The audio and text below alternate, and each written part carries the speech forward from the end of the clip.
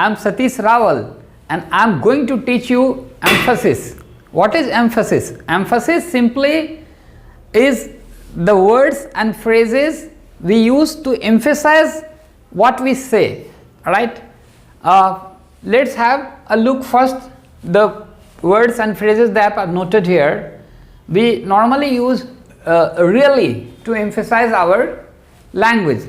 Suppose you say it's really hot, that movie is really interesting, that person is really interesting, that book is really interesting.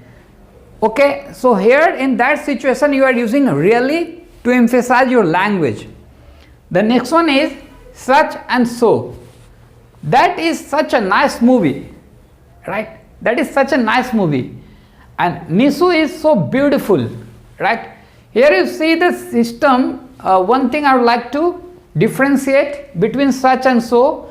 Actually they are equally good and they are equally used to emphasize a sentence, but this is you have to keep in mind such is followed by noun.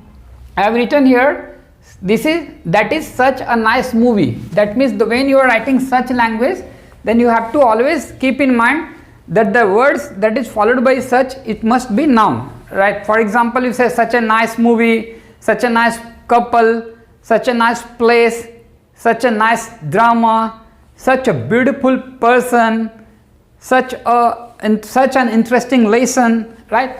So whenever you are using such, the word such, it must be followed by a noun. In case of so, it is followed by beautiful. You see Nisu is so beautiful. Here I am using Nisu is so beautiful. See, here I am using so beautiful. That means this is followed by adjective. Here so plus adjective. Noun is not required here. So high, that building, that mountain is so high, that tower is so tall, right? And you are so smart, right? So you are whenever using so language, it's followed by adjective. Next one is, third one is use of passive voice. Actually there are two ways to express our think and thoughts, and we use active voice and passive voice. When you use active voice, actually it's a normal sentence and you have no focus on the object. But whenever we use passive voice, our focus is on object only. So just to see, I have written a sentence here, that car was repaired. That car was, it's a passive voice, right?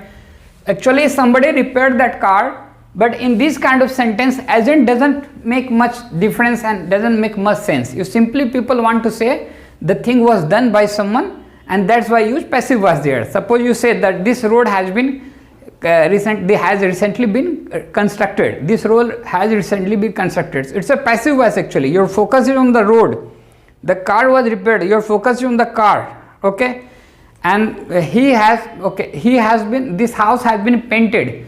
This house has been painted. So you are focused on the house actually. Who painted doesn't make much difference in the language. So we have to learn this use of passive voice, that also used for emphasis. The next one is inversion. Inversion. What is inversion actually? It's very easy to understand. In inversion, it is different from normal sentence. Normal sentence we are putting subject in its place, verb in its place, and other phrases in its place, right? Actually in inversion we are changing the word order. For example, I have written a sentence here, gone are the days when girls used to hesitate to do a job, right? Nowadays this means these days girls do not hesitate to do a job. That means girls also do a job and business, and they earn money and they make money and they have their own livelihood, right? That means they do not depend on male members of the family. Girls nowadays earn money. So here my focus is on gone are the days. That means I'm just, you see the change here. I'm not written girls used to. You are starting with gone are the days. That means your focus. Inversion sentences are the sentences where word order matters a lot. Word order is totally different, right? Next one is always and forever. Actually we use always as an adverb of frequency and we use in simple tense, but here the lesson is bit different. We sometimes use always in continuous tenses. Actually continuous tenses we use to express that something is going at the moment of speaking, right? Suppose if I am teaching you now, so I can say I am teaching. This is a continuous tense.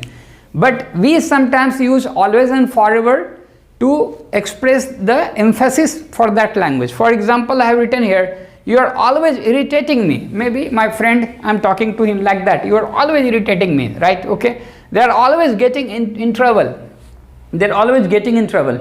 Here I have used continuous tenses, but still I am using always here. Okay, the next one is cleft sentence. Cleft, again we normally start, it's me, it's you, it's he, it's my mother, it's my father, right? You are starting like that from that sentence. I have just given one example here. It's me who gave you that present. That means that present was given to you by me. Or a simple sentence, normal sentence is, I gave you that present. Okay, but actually people speak like this sometimes. It's me who gave you that present. It's me who gave you that present. The purpose is emphasis again. The last one is do and did.